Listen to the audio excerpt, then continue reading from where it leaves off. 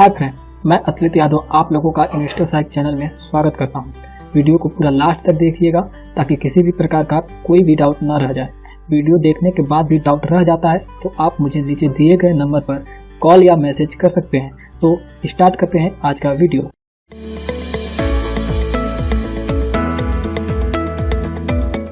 मैं आज से एक हफ्ता पहले एक वीडियो डाला था ओरेकल फाइनेंशियल सॉफ्टवेयर लिमिटेड के ऊपर। ये वीडियो है एक हफ्ता पहले डाला था। इसका टारगेट 1 कल ही आ गया था और आज भी अप है और ऊपर की तरफ मूवमेंट दे रहा है। हो सकता है और ही अच्छा परफॉर्म करे, टारगेट 2 भी अचीव करे। और देखिए, वीडियो को पूरा देखा कीजिए ताकि हर एक पॉइंट समझ में आया करे। और एक और वीडियो कुछ दिन पहले ही बनाया था, एक हफ्ता पहले ही, और वो है ITC के बारे में। ये अभी भी कंसोलिडेट कर रहा है, हालांकि टारगेट 1 के आसपास जाने का कोशिश किया लेकिन नहीं गया और अभी भी रेंज में है। इसको देख करके आप लेवल देख करके बाय कर सकते हैं अभी भी। तो अब मैं आप लोगों को ले चलता हूं, आज दूसरे एक कंपनी के बारे में स्टडी करेंगे और वो है कैस्ट्रॉल इंडिया के बारे में। कैस्ट्रॉल का आज हम लोग टारगेट और लेवल देखेंगे कि क्या है, कितना पे है, कहाँ पे ट्रेड करना है, कब लेना है ट्रेड, ये सभी चीज़ों को आज देखेंगे। लेकिन उससे पहले कुछ फंडामेंटली चीज़ों को हम लोग चेक कर लेते हैं, कैसी है कंपनी के बारे में कुछ जान लेते हैं। तो ये मैं लेकर के आया हूँ टिकर टैप के वेबसाइट के ऊपर। आप लोग भी कॉल करके अपना स्टडी वगैरह कर सकते हैं। तो सबसे पहले ऊपर में देख लेते हैं हम लोग, ठीक है। ये है कंपनी का रिटर्न वगैरह रिव्यू, ठीक है। तो ये क्या करती है, इसका PE जो दिया हुआ है यहाँ पर और सेक्टर का PE जो दिया हुआ है, ये सभी को कंपेयर कर लेंगे। तो यहाँ पे सेक्टर का जो PE चल रहा है वो चल रहा है 28.65, ठीक है। और इस कंपनी का जो PE चल रहा है वो सेक्टर के मुकाबले बहुत ही कम चल रहा है, 14.71। इसका बहुत कम है PE, यानी कि वैल्यूएशन बहुत अच्छा है, प्राइस टू अर्निंग रेशियो बहुत कम है, PB थोड़ा सा ज़्यादा है लेकिन ठीक है, ठीक है। इस सेक्टर के और भी कंपनियों का PB बहुत ज़्यादा है, सेक्टर के PB से इसका थोड़ा सा ज़्यादा है। लेकिन जिस टाइप का, मतलब ये जितना स्ट्रॉन्ग कंपनी है, आप लोगों को फाइनेंशियल पैरामीटर पे भी मैं दिखाऊंगा, जितना स्ट्रॉन्ग कंपनी है ना उस हिसाब से बहुत ही सही है PE। उसके बाद से डिविडेंड जो यील्ड हम लोग देख लेंगे। ये पहले PB को देख लिए, उसके बाद से डिविडेंड यील्ड जो है, सेक्टर का डिविडेंड यील्ड जो है वो 1.06 है और इसका डिविडेंड जो यील्ड है वो है 4.46%, ठीक। और उसके बाद से अब हम लोग दूसरा इसके पीयर्स ग्रुप का भी देख लेते हैं, ठीक है।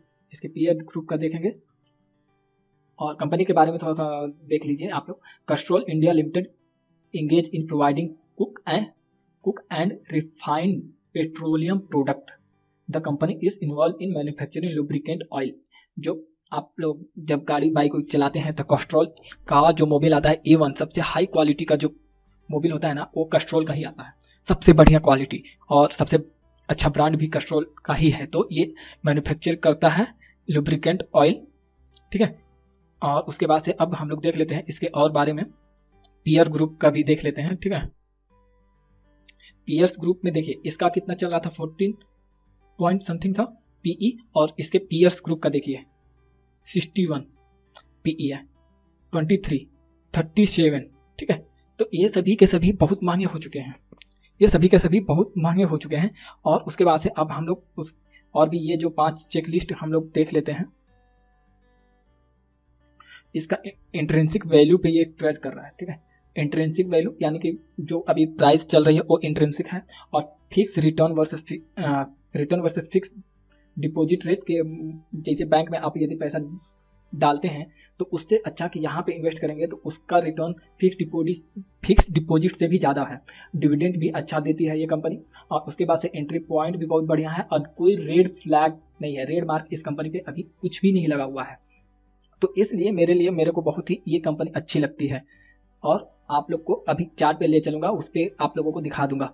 और यहाँ पे देखिए रिजल्ट दिया हुआ है और फाइनेंशियल रिजल्ट के लिए मैं आप लोगों को दूसरे वेबसाइट पे ले चलूँगा। लेकिन उससे पहले हम लोग देख लेते हैं यहाँ पे होल्डिंग डिटेल में आप लोग देखिए इसके होल्डिंग, मतलब शेयर कौन कौन होल्ड किया है, बहुत ही बढ़िया से होल्डिंग पैटर्न्स है, ठीक है। और ये कब का डाटा है, ये सितंबर का, अभी अपडेटेड नहीं है, तो सितंबर का, इसी 2020 का सितंबर के महीने का ये अपडेटेड है।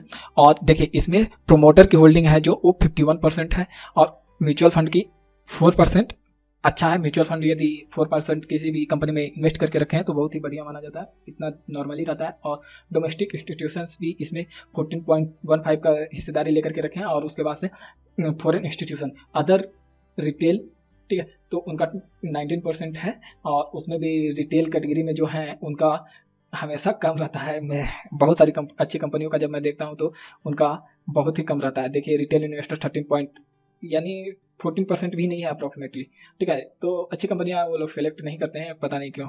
तो मैं तो बोलूँगा कि ऐसी कंपनियों को आप लोग सेलेक्ट करें और अपने एक पॉइंट को, इस पॉइंट को उसमें जरूर ध्यान में रखें, ठीक है। तो अब हम लोग चलते हैं इसके फाइनेंशियल पैरामीटर पे। फाइनेंशियल पैरामीटर भी देख लेते हैं इसका। फाइनेंशियल इसका है जो वो हम लोग यहाँ पे कंपेयर कर लेते हैं, ठीक है।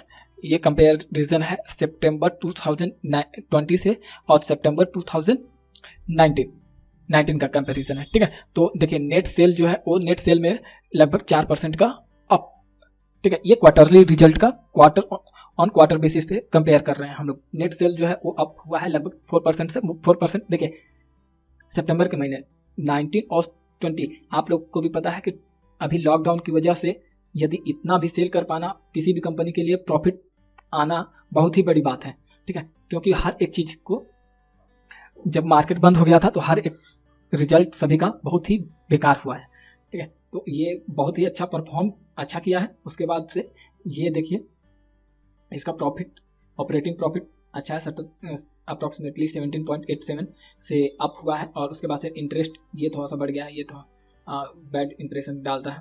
और उसके बाद से एक्सेप्शनल आइटम जो है वो कुछ भी नहीं है। और उसके बाद से नेट ऑपरेटिंग प्रॉफिट मार्जिन को देख लीजिए, अप्रॉक्सीमेटली 4% के आसपास इंक्रीज है। और उसके बाद से ये जो आपका कंसोलिडेटेड नेट प्रॉफिट जो है वो 8.6% से अप है, ये अप है, ठीक है। बहुत सारी कंपनियों का रिजल्ट जो आया है वो नेगेटिव आया है, तो ये अच्छी बात है इसके लिए। उसके बाद से आप लोगों को एक बार मैं अब चार्ट पे लेकर के चलता हूँ। इसका रिजल्ट देख ही लिया हम लोग, और अब मैं चार्ट पे इसके लेकर के चलता हूँ। इसके चार्ट पे क्या लेवल आते हैं उस चीज़ को हम लोग देख लेते हैं, ठीक है। तो इसके चार्ट पे अभी जो ट्रेड कर रहा है वो शेयर वो है अभी 24 के अराउंड, 124 के अराउंड पे है, ठीक है। और आप किसी भी 24 से लेकर के 20 के बीच में, 120 के बीच में, कभी इसके बीच में कहीं पर भी बाय कर लीजिए, ठीक है।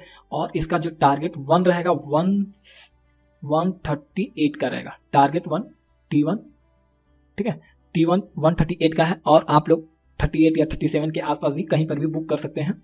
और उसके बाद से यदि मान लीजिए कि 128 का, देखिए मार्केट जो है वो अभी अपने हाई पे है, एकदम लाइफ टाइम हाई पे चल रहा है, ठीक है। तो मान लीजिए कि मार्केट में करेक्शन आता है और गिरावट आती है तो ये भी शेयर गिरेगा, सामान्य सी बात है। तो कहीं ना कहीं आपको दोबारा बाइंग करना पड़ सकता है, यानी एवरेजिंग करना पड़ सकता है। तो यदि मान लीजिए कि ये 120 के लेवल, एक बार इसके बीच में कहीं पर भी आप बाई कर लीजिए, ये 124 से लेकर के 120 के बीच में कहीं पर भी बाई कर लीजिए, ये शेयर अभी अप जाने वाला है, ठीक है।